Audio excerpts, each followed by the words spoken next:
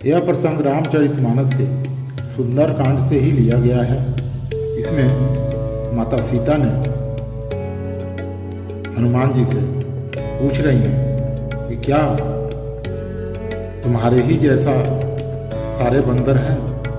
मेरे को तो मन में बहुत संदेह हो रहा है, क्योंकि यहाँ राक्षस तो बहुत बलवान है।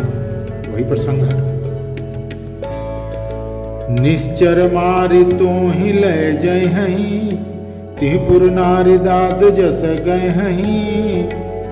है सुत कपि सब तुम ही समाना, जातु धान यति भट बलवाना। हनुमान जी बोले, हे माता, भगवान आएंगे और राक्षसों को मारकर तुम्हें ले जाएंगे, उनके साथ में बंदर भी आएंगे।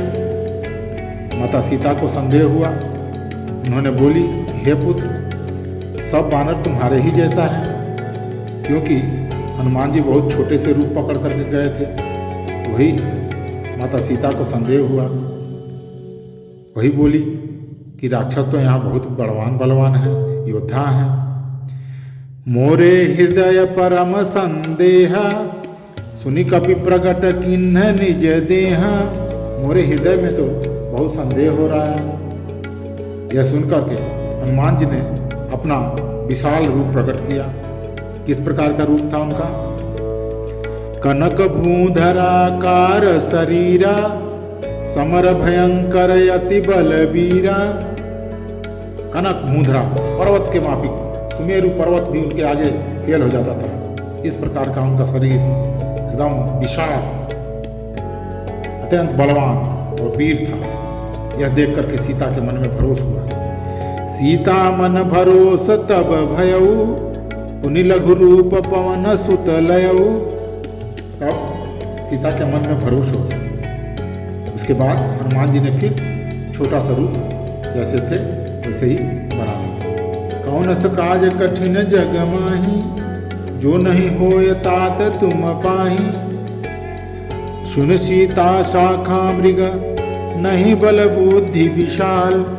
प्रभु प्रताप ते गरुण ही, खाई परम लघु ब्याल।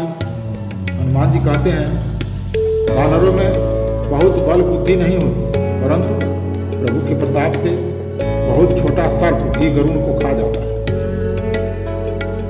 अत्यंत निर्बल भी महान बलवान को मार सकता है, अगर भगवान की उस पर कृपा हो। मन संतोष सुनत कपि बानी, भगति प्रताप तेज बलशानी। आशीष दीन्ह राम प्रिय जाना, होहु तात बलशील निधाना।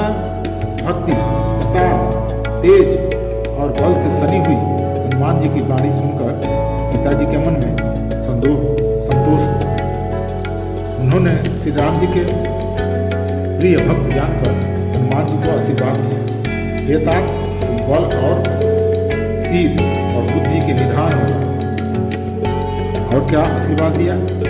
अजर अमर गुण निधि सुत होहु, करहु बहुत रघुनायक छोहु।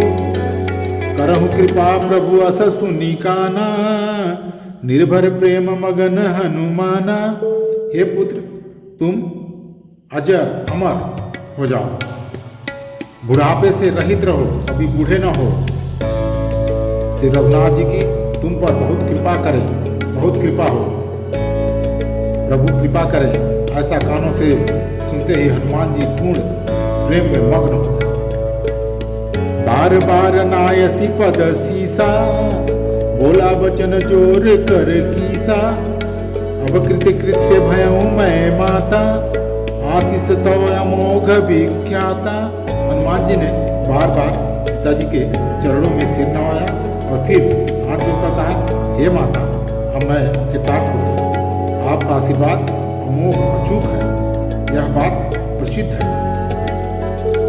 सुनहु मात मोहि अतिशय भूखा, लाग देख सुंदर फल रूखा। सुन सुत करहि विपिन रखवारी, परम सुभट रजनी चर भारी।